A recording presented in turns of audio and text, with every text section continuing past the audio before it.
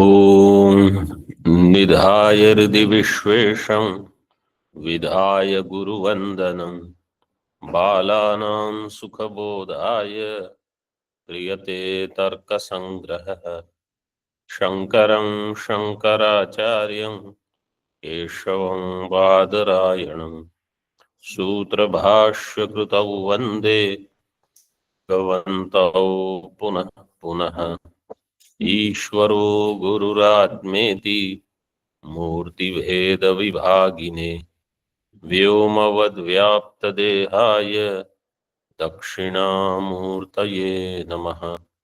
ओम शांति शांति शांति।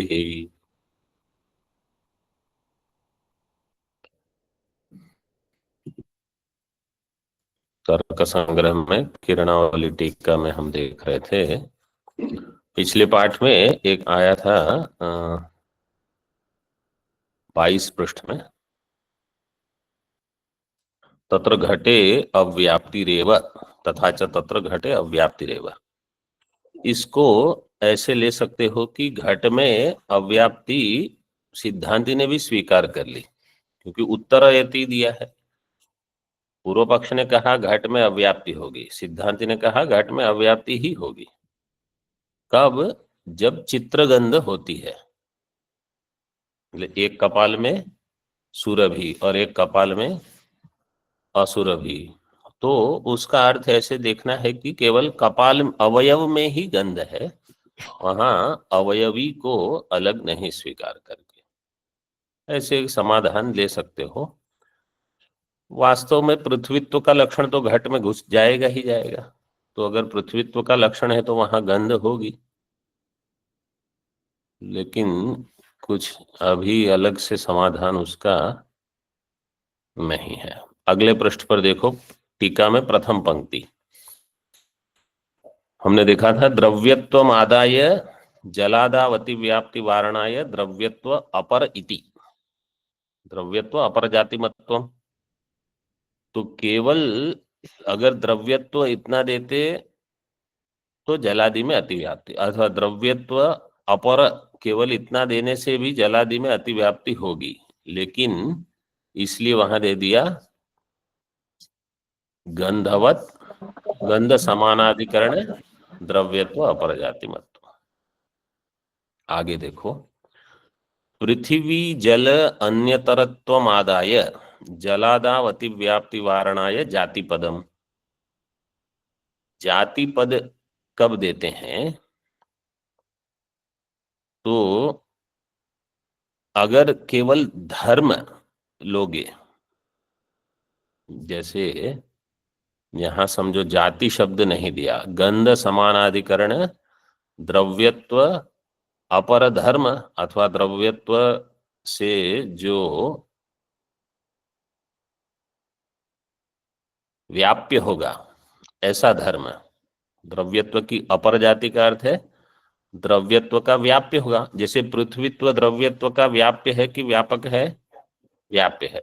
तो अगर कोई ऐसा धर्म आप लेते हो तो क्या होगा? वो देखो टीका में क्या कहा, पृथ्वी जल अन्यतरत्वम, ऐसा एक धर्म है जिसका नाम है पृथ्वी जल अन्यतरत्वम। तो ये धर्म कहाँ रहेगा? पृथ्वी में रहेगा और जल में रहेगा। अन्यतरत्व का अर्थ ही यह है। जिनको अंग्रेजी में इसके लिए शब्द चाहिए अन्यतरत्व के लिए, आइदर और, या तो पृथ्वी अथवा जल, दो में से कोई भी। वैसे तो पृथ्वी जल अन्यतरत्व पृथ्वी में भी रहेगा, जल में भी रहेगा। तो ऐसा धर्म उसको लेकर जलादाव अतिव्याप्ति वारणाया, जल में अतिव्याप्ति हो जाएगी, इसलिए यहां जाति पद दे दिया, ताकि जाति ऐसी नहीं होगी जो पृथ्वी में भी होगी, जल में भी होगी और द्रव्यत्व की अपर भी होगी। पृथ्वी में होगी और जल में होगी, ऐसी द्रव्यत्व जाति तो मिल जाएगी, लेकिन वो द्रव्यत्व की अपर जाति नहीं होगी। ठीक है ना? उसकी जो अपर जाति होगी या तो केवल पृथ्वी में होगी जो पृथ्वीत्व होगी, अथवा वो जल में होगी जो जलत्व होगी, इसलिए जलादाव अति व्याप्ति वारणाय जाति पदम। अब ये प्रकरण यहाँ पूरा हो गया, उस लक्षण की पदकृत्या हो गई। अब अगला एक प्रश्न उठाते हैं।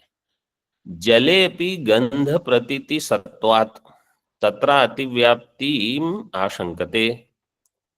जल में भी गंध की प्रतीति होती है, कभी जैसे नाले में जल जाता है तो दुर्गंध आती है, तो जल में भी गंध की प्रतीति है, इसलिए वहां भी अतिव्याप्ति है इस लक्षण की कि जो गंध वाला है वो पृथ्वी होगा, तो गंध वाला तो जल भी है। व्याप्ति आशंकते ननु, दीपिका में ननु प्रथम पंक्ति में जलादावपि गंध प्रतीतेर अतिव्याप्ति ही इति चेत। जलादि में गंध प्रतीति की अतिव्याप्ति होती है। अब जल आदव करके वायु में भी गंध आती है हम कहेंगे, अथवा सुगंध आती है कभी। इति चेत न अन्वय व्यतिरेकाभ्याम पृथ्वी गंधस्यैव तत्र भानांगिकारात्। अन्वय व्यतिरेक के द्वारा पृथ्वी गंध का ही तत्र, तत्र मतलब जलादव, जल आदि में पृथ्वी की ही गंध का भान हो रहा है आपको, जल की गंध नहीं है। पृथ्वी गंधस्यैव तत्र जलादौ भान अंगीकारात्, ऐसे वाक्य हो गया। अब अन्वय व्यतिरेक सब बताते हैं टीका में। उत्तरयति न इति गंध समवायी कारणतायाः पृथिव्याम एव निश्चयात्। गंध समवायी कारणता पृथ्वी में है, मतलब पृथ्वी में ही गंध समवाय संबंध से रहेगा। बाकी अन्य अन्य कोई संबंध से आप घटा सकते हो, लेकिन पृथ्वी में समवाय संबंध से गंध समवायी कारणताया पृथिव्याम एवं निश्चयात्, कि अभी अन्वय व्यतिरेक बताते हैं। पृथ्वी सत्वे गंध प्रतीति सत्ता इति अन्वयेन, पृथ्वी भिन्ने च गंध प्रतीति अभाव इति व्यतिरेकेण च।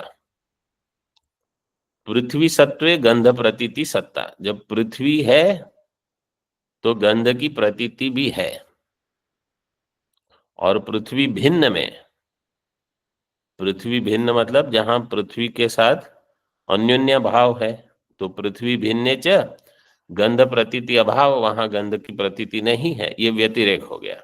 मतलब पृथ्वी सत्वे गंध सत्वम, पृथ्वी अभावे गंधाभाव, ये साधारण हम ऐसे कह देते हैं। इति व्यतिरेकेण च,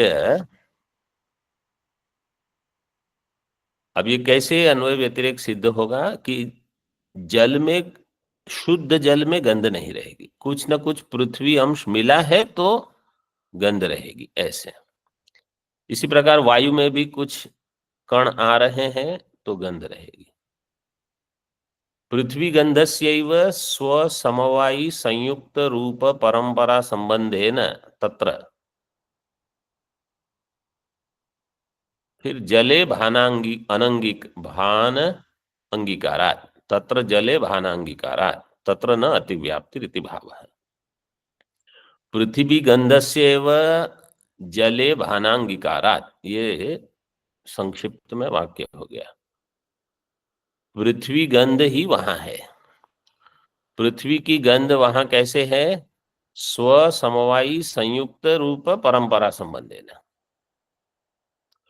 स्व है गंध, गंध समवाय संबंध से कहाँ रहेगी? पृथ्वी में। पृथ्वी के साथ संयोग हुआ है, संयुक्त संबंध से रहेगा वायु जल इत्यादि, तो वहां पृथ्वी स्व से लेना गंध, स्व समवायी संयुक्त रूप परंपरा संबंध से, परंपरा संबंध से वहां गंध जल में वायु में, उसका भान अंगीकारात, उसका स्वीकार हम कर लेंगे। इसलिए तत्र न अतिव्याप्ति ही, जलादौ न अतिव्याप्ति, मतलब वहां गंध नहीं है, ये सिद्ध हो गया।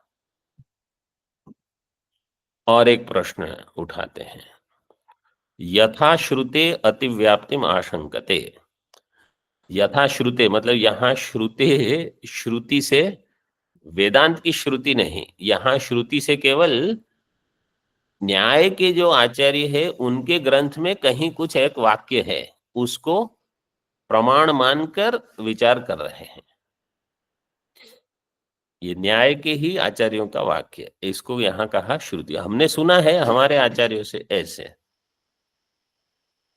यथा श्रुते अतिव्याप्तिम आशंकते ननु तथापि कालस्य सर्वाधारतया सर्वेषां लक्षणानां तत्रातिव्याप्तिरिति चेत।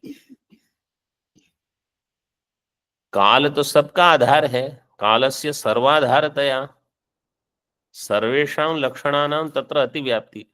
ये देखो, ये आपका प्रश्न आया था ना, कोई भी लक्षण आप बनाओ, सबकी अतिव्याप्ति काल में हो जाएगी, क्योंकि काल का संबंध, कालिक संबंध से तो सब कुछ काल में ही रह जाएगा। सर्वेषां लक्षणानां तत्र अतिव्याप्ति, सारे लक्षण की वहां अतिव्याप्ति हो जाएगी। इति चेत, टीका में, जन्यानां जनकः कालो जगताम आश्रयो मतः।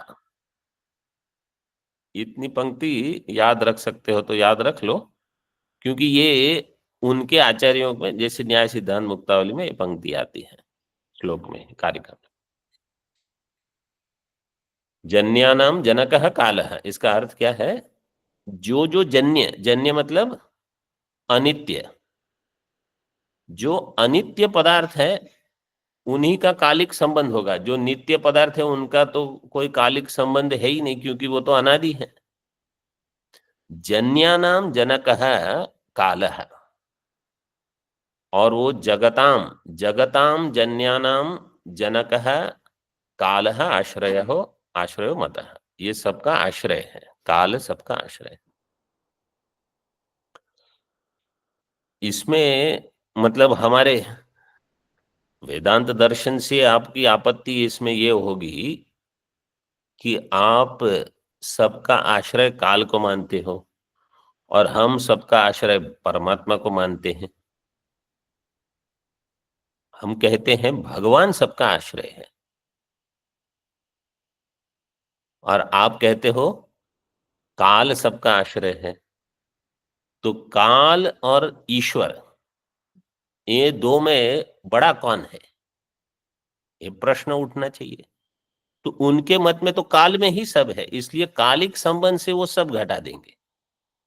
और हम ये पूछेंगे कि तो आपका ईश्वर काल के घेरे में है, ये प्रश्न तो मैंने उठाया ही था, और इसका समाधान नहीं दे पाएंगे वो, क्योंकि उनका मत ये है कि ईश्वर कोई इतनी बड़ी सत्ता नहीं है, काल और द्रव्य और ये सब बहुत बड़े हैं उनके मत में, और बहुत सारी चीजें नित्य ही मानते हैं वो।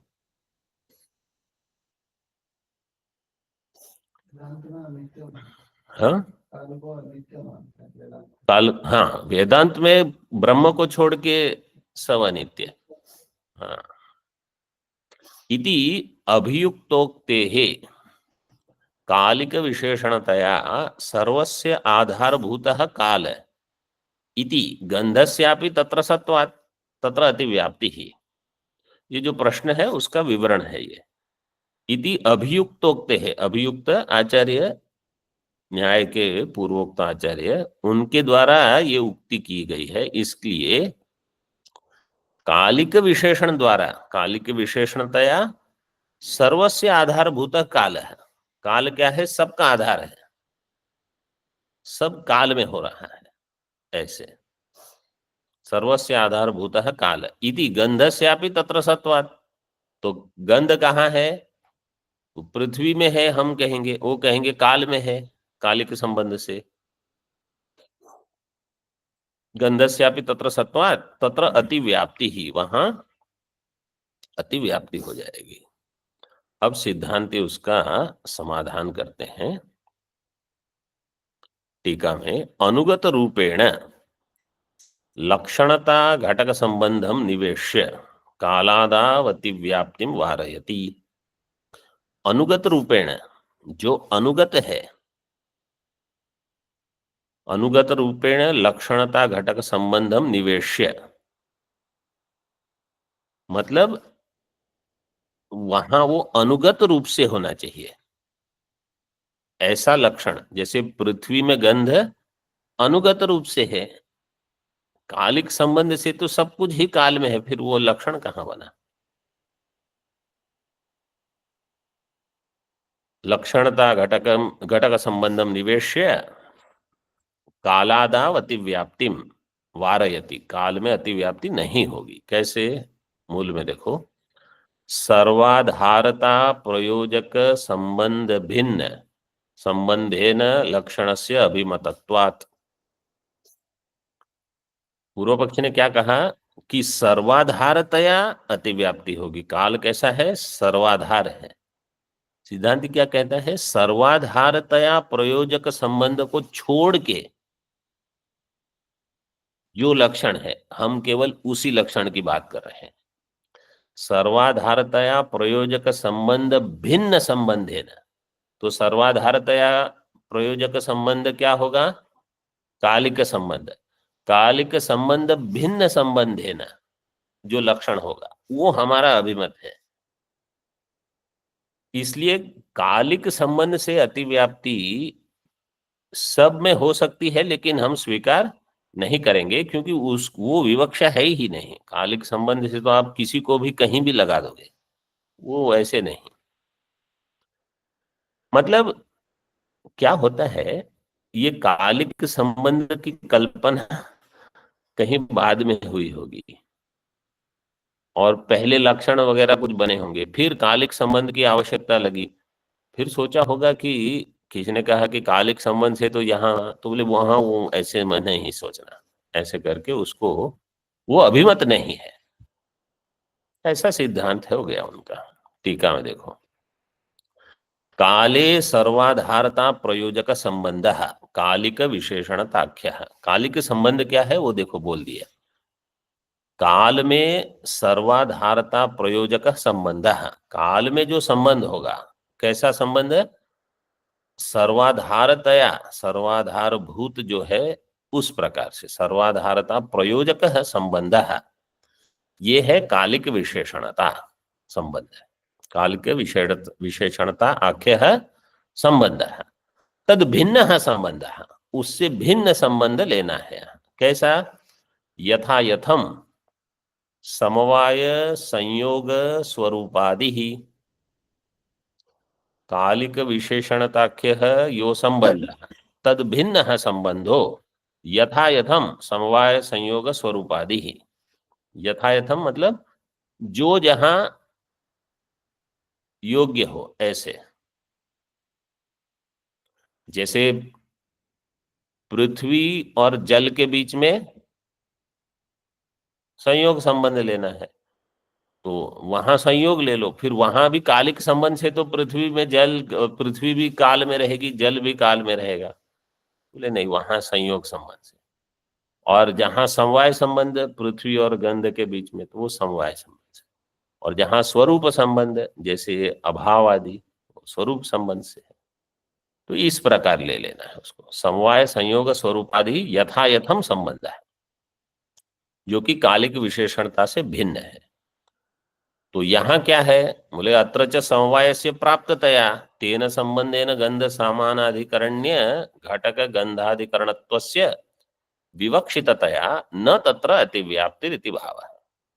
यहाँ समवाय संबंध से है, अत्र च समवाय से समवाय संबंध प्राप्त है, समवाय से प्राप्ततया फिर आपको कालिक में जाने की आवश्यकता नहीं है।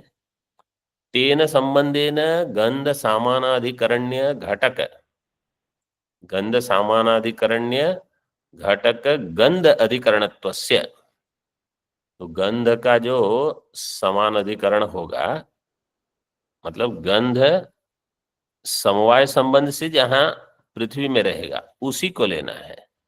तेन संबंधेन गंध सामानाधिकरण्य घटक गंध अधिकरणत्वस्य, गंध का जो अधिकरण होगा, जहां गंध समानाधिकरण संबंध समवाय संबंध से जहां रहेगा, वही विवक्षित है।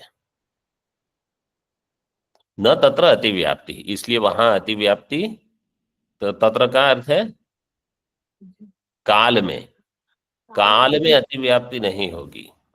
गंध वाला जो है वो लक्षण पृथ्वी के लिए है, और काल में भी हो जाएगा कि काल भी गंध वाला है, तो बोले वो नहीं, वहां अतिव्याप्ति नहीं होगी। इसलिए समवाय संबंध है ना, वो आपको समझना है, क्योंकि पहले दिया गंधवती पृथ्वी, तो गंधवती पृथ्वी मतलब यत्र गंध समवाय संबंधेन वर्तते तत्, और सा पृथ्वी, ऐसे।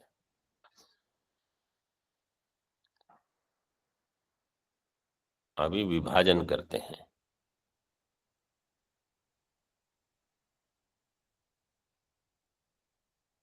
पृथ्वी विभजति, दीपिका में दिया है पृथ्वी विभजते, मूल में भी दिया है ये। पृथ्वीत्व अवांतर धर्मावच्छिन्न धर्मी प्रतिपादन अनुकूल व्यापारवान ग्रंथकार इति बोधः। पृथ्वीत्व अवांतर धर्मावच्छिन्न, पृथ्वीत्व जो है, पृथ्वीत्व अवांतर धर्म, जैसे ये वाक्य तो पहले आया है, ग्रंथकार क्या व्यापार कर रहे हैं, विभजते, इसके लिए तो यहां दे दिया पृथ्वीत्व अवांतर धर्मावच्छिन्न। अवांतर धर्म कैसे होगा? पृथ्वीत्व अवांतर धर्म गंधवत्व।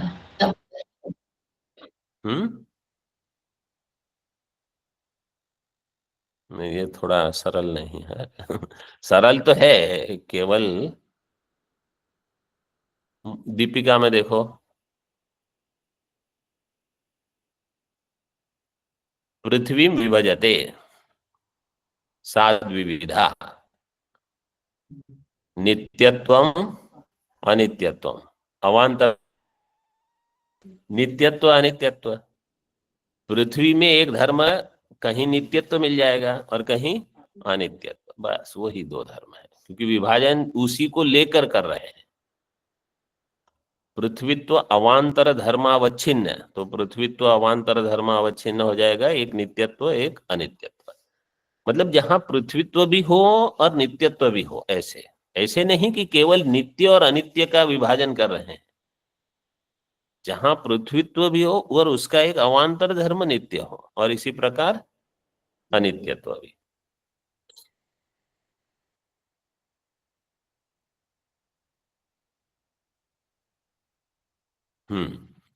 पृथ्वीत्व अवांतर धर्मावच्छिन्न धर्मी, जो ऐसे अवांतर धर्म वाला होगा, नित्यत्व अनित्यत्व धर्म वाला होगा, ऐसा धर्मी नित्य और अनित्य पृथ्वी, उसका विभाजन कर रहे हैं।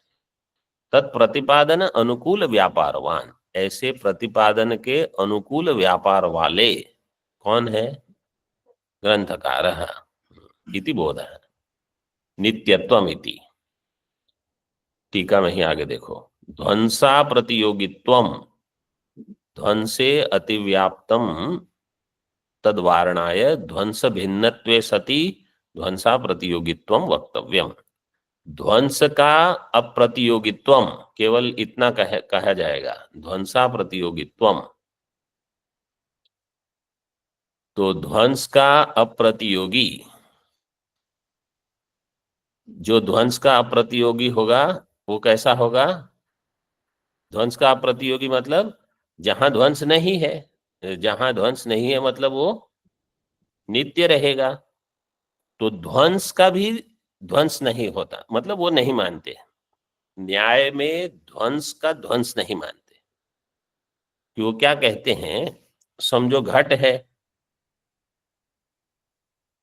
घट का ध्वंस हुआ तो घट का नाश हो गया, और जो ध्वंस है अब वो चल रहा है। अब उस ध्वंस का अगर ध्वंस हो गया तो घट पुनः उत्पन्न हो जाएगा, इसलिए वो ध्वंस का ध्वंस नहीं मानते। ध्वंस सादी है कि अनादि है? सादी, लेकिन अनंत है। तो इसलिए यहां पंक्ति कैसे दी, केवल अगर ध्वंसा प्रतियोगित्वम इतना कहते तो अतिव्याप्ति कहां होती? ध्वंस में ध्वंसे अतिव्याप्तम तद वारणाय ध्वंस भिन्नत्वे सति ध्वंसा प्रतियोगित्वम वक्तव्यम। मतलब मूल में अब देखो, मूल में दिया है पृथ्वीम विभजते साद विविधा इति। साद विविधा ये मूल में है। नित्यत्वम ध्वंसा प्रतियोगित्वम, ध्वंसा प्रतियोगित्वम कैसे समझना? ध्वंस भिन्नत्वे सति ध्वंसा प्रतियोगित्वम दिया तो सही, अभी हमने पढ़ा तो। टीका में क्या दिया है? ध्वंस भिन्नत्वे सति ध्वंसा प्रतियोगित्व। तो मूल में दीपिका में दिया केवल ध्वंसा प्रतियोगित्व, लेकिन हमको समझना है ध्वंस भिन्नत्वे सति, नहीं तो ध्वंस में ही लक्षण चला जाएगा। ऐसे सरल है। इसी प्रकार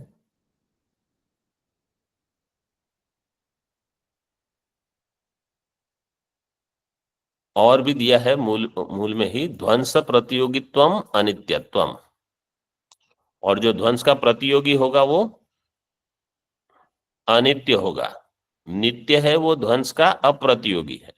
जो ध्वंस का प्रतियोगी होगा वो अनित्य होगा। टीका में देखो, घटादावति व्याप्ति वारणाय विशेष्य दलम। विशेष्य दल क्या है? ध्वंसा प्रतियोगित्वम। ठीक है। केवल अगर ध्वंस भिन्नत्वम नित्यत्वम अगर ऐसे देते,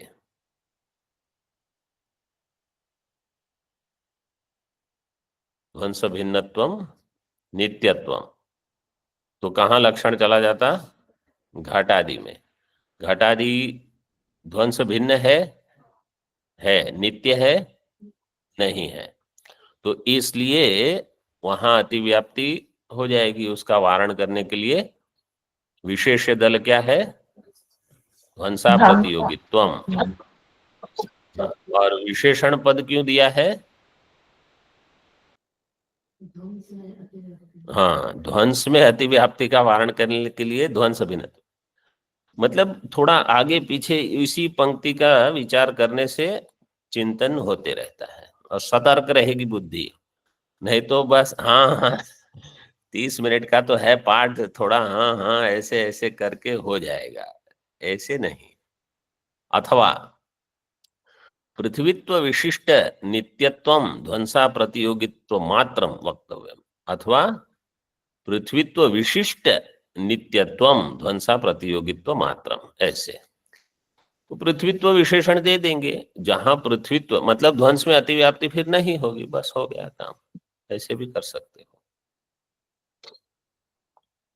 पृथ्वीत्व विशिष्ट नित्यत्वम ध्वंसा प्रतियोगित्व मात्रम वक्तव्य।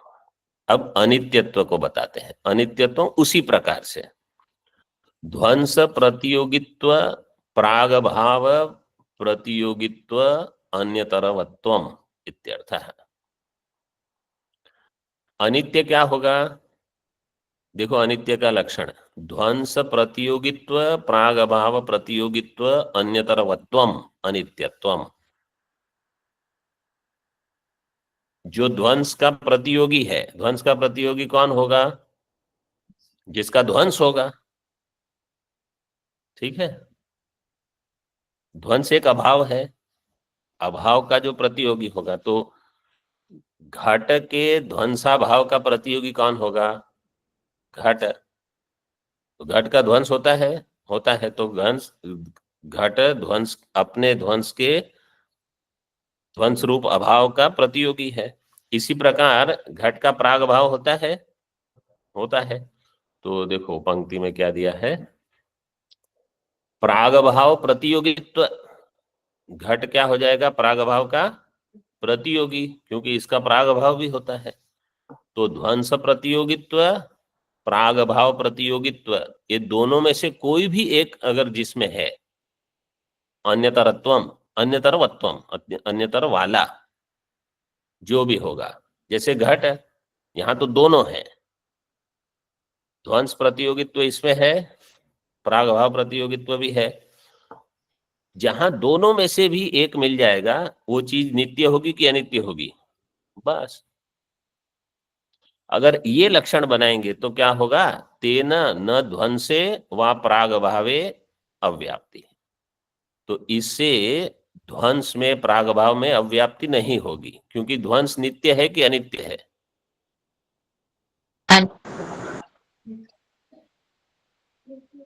ध्वंस नित्य है कि अनित्य है?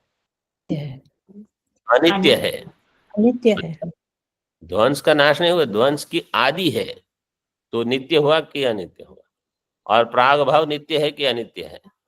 अनित्य अनित्य है। तो नाश हो जाएगा। तो वहां इसलिए दिया अव्याप्ति, अतिव्याप्ति नहीं दिया। न तेन न ध्वंसे व पराग भावे अव्याप्ति। तो हमको वहां व्याप्ति चाहिए कि नहीं चाहिए अनित्यत्व की? ध्वंस में और प्राग अभाव में अनित्यत्व की व्याप्ति चाहिए कि नहीं चाहिए? चाहिए, क्योंकि वो दोनों अनित्य है। ठीक है। ओम पूर्णमदः पूर्णमिदं पूर्णात् पूर्णमुदच्यते पूर्णस्य पूर्णमादाय पूर्णमेवावशिष्यते। ओम शांति शांति शांति।